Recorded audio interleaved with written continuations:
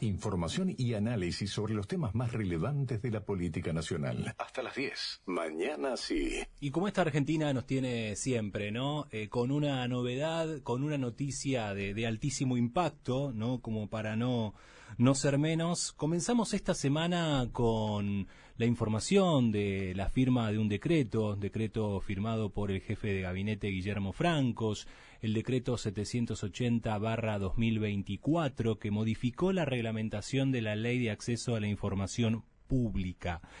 El texto, redefinió de alguna manera el concepto de información pública y también incluyó nuevos requisitos para solicitar datos al Estado. Además, estableció que las autoridades no están obligadas a responder pedidos vinculados con la esfera típicamente doméstica de los funcionarios. Estamos en contacto porque realmente esto generó muchísimo revuelo en la política, más que nada y puntualmente en el Congreso de la Nación, a partir de distintas voces, y una de las voces es la de la diputada por el radicalismo de la provincia de Buenos Aires, Karina Banfi, impulsora además de la Ley de Acceso a la Información Pública. Karina, ¿qué tal? El gusto en saludarte. Jorge Moure acá. Hola, buenas tardes. Buenos días, perdón. ¿Cómo estás? Bien, Karina. Bueno, primera lectura, te he leído en X en el día de ayer por la tarde. Quería una reflexión y transmitir este concepto a la audiencia. Sí, la verdad, como bien vos señalás, ayer nos notificamos en la publicación del Boletín Oficial de un decreto que supuestamente es reglamentario, pero lo que está haciendo es legislar un derecho humano que ya está legislado por el Congreso de la Nación en la Ley 27.275. Sí. Busca reglamentar algunos artículos, pero lo que hace es excederse en las facultades reglamentarias que tiene el Poder Ejecutivo, generando nuevos institutos y una nueva comprensión acerca de qué significa el acceso a la información. Por lo tanto, legislar por decreto es inconstitucional y este decreto es inconstitucional. Yo quiero decirte algunas cuestiones con respecto a esto para que la gente vea cuál es el impacto negativo que tiene. Sí, sí. Una de las cosas que, como bien señalas vos, crean lo que es el Instituto de la Información Privada. Esta es una ley que regula la información pública. Claro. Que le dice al Estado cómo tiene que organizar, administrar, proteger la ley la información para ponerla a disposición de los ciudadanos que la soliciten. No es una ley que regule o podría llegar a regular cómo es el procedimiento que tiene que hacer un ciudadano para solicitar información que le pertenece, porque la información es de los ciudadanos. Lo único que hace el Estado es tutelarla, protegerla, administrarla y ponerla a disposición de la gente cuando nosotros la querramos solicitar. Y te hago una pregunta. Sí. Hay dos situaciones que hoy son clave para la Argentina. Por un lado, lo que ha sido esta caja de Pandora que ha abierto el propio kirchnerismo, en donde nos enteramos, por ejemplo, que en la pandemia vivimos una ficción. Sí. Que había un estado de necesidad para estar más de 12 meses encerrados como nos tuvieron, aplicando el Código Penal, en donde incluso hubo desaparición forzada de personas, como el caso de Facundo Astudillo Castro. Sí. Imagínate lo que piensa hoy la mamá de Facundo, Cristina Castro, cuando escucha a Guzmán diciendo que esto era una pantomima que hacía para mejorar su ranking político el expresidente de la República.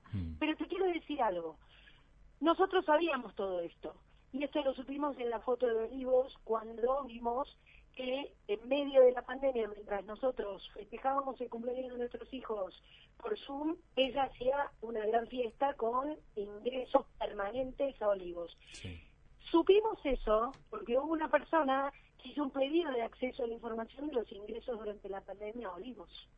Y se tuvo que entregar porque había una ley, esta ley de acceso a la información pública desde el año 2017.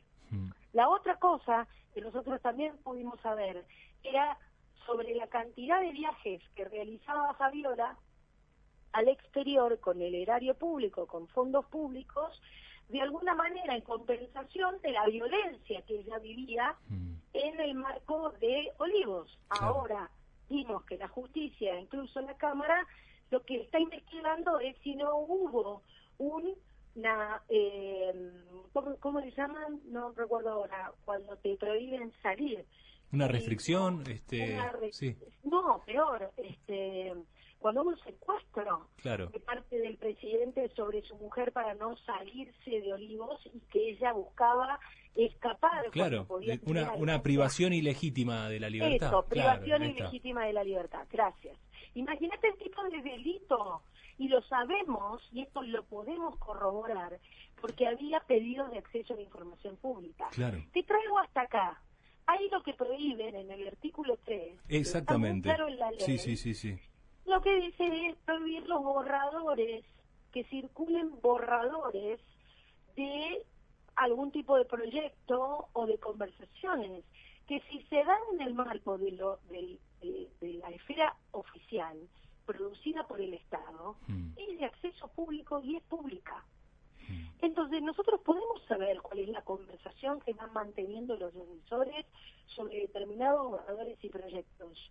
Esto es así, y es así porque lo dice la ley modelo de acceso a la información pública realizada por todos los países.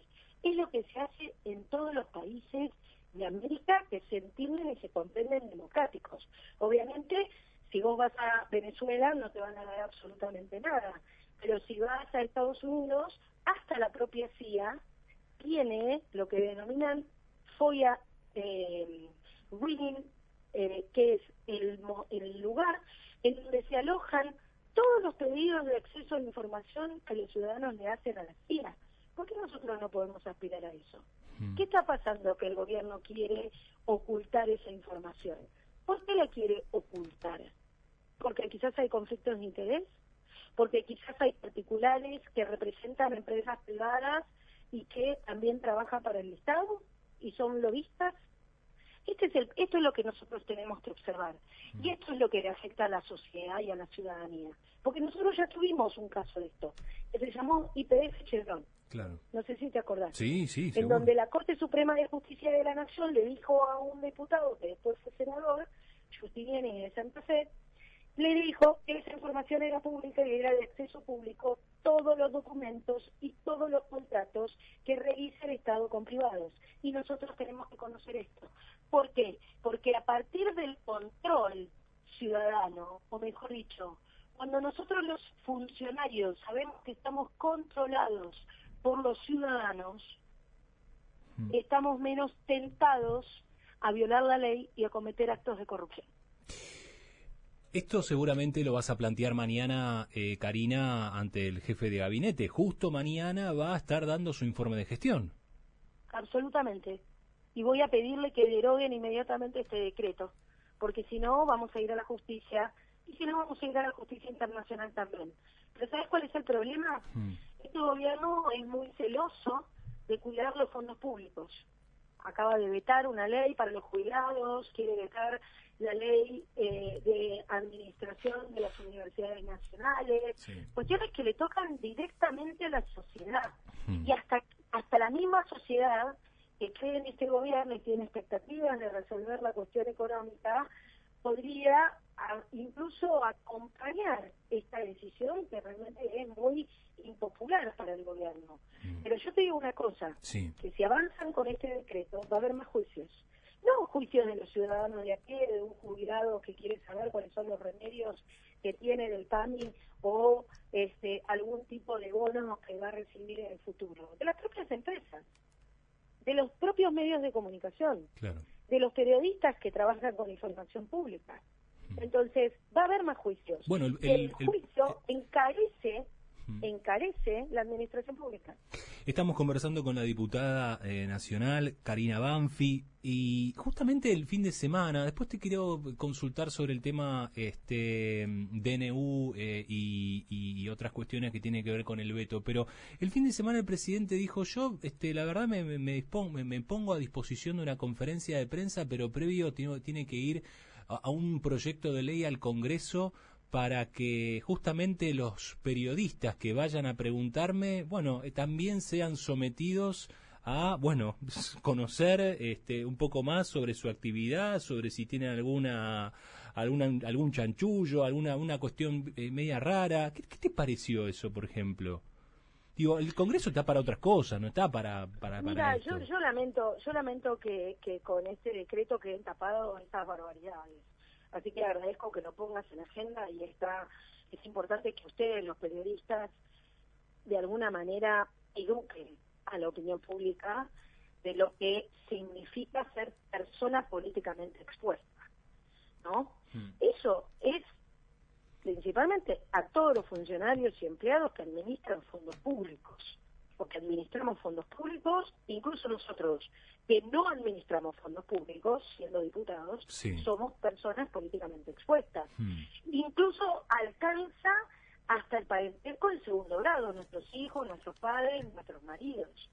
Entonces, ¿qué quiero decir con esto? Aquellos periodistas que trabajan para una entidad privada, ¿por qué le va a tener que decir al Estado en qué gasta su dinero? ¿O cuáles son los vínculos comerciales que tienen? Claro. Si hay sobres o ensobrados, como dice el presidente, de periodistas, que vaya a la justicia y los denuncie, porque eso sí es un delito. Sí. Es tráfico de influencia. Que saque la ley de conflictos de intereses. Que saque la ley de regulación de lobby. Que soy autora. Porque esa es la manera de controlar. Claro. Que hable en on el presidente en vez de off. ¿Cuál es el problema? Si el problema es cómo informa la sociedad, si él quiere usar la red Twitter o cualquier otra red social para informar a los ciudadanos, tiene pleno derecho. Pero también tiene que estar sometido a las preguntas de los ciudadanos, que hoy coarta en un decreto reglamentario inconstitucional, o a los propios amedrentamientos permanentes que hace con el periodismo, porque parece que no le gusta responder. Entonces, el problema es ese. ¿Cuáles son las reglas del juego de la democracia?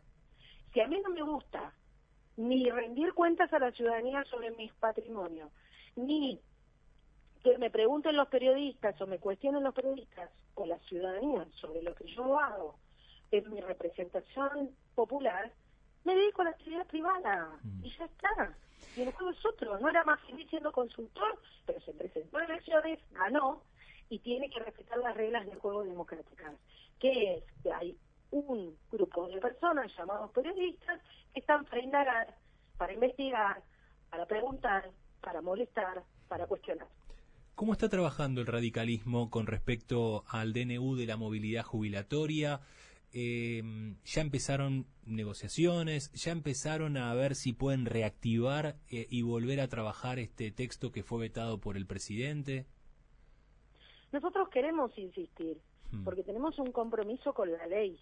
Nosotros tenemos una manda constitucional donde nos pide el Congreso de la Nación que tengamos una fórmula de movilidad jubilatoria, y en el año 2017, con todo el esfuerzo y con la virulencia en la cual tuvimos que llevar adelante más de 3 sesiones para poder tener una fórmula de movilidad jubilatoria y ordenar y darle previsibilidad a la población pasiva en la Argentina, que luego derogó Alberto Fernández en el 2019 cuando llegó al gobierno. Fue la primera medida que tuvo. Y los tuvo a decretazo limpio todos los jubilados, dándole puchitos en bonos de vez en cuando para ver cuánto se le podía aumentar o no. La verdad, esto, a ver, no sé por qué tienen este trato los jubilados en este gobierno y en el gobierno anterior. Nosotros estamos comprometidos con esto, y tanto es así que impulsamos desde la Comisión de Previsión Social, cuya presidenta es del radicalismo, el compromiso incluso que nos demanda la justicia.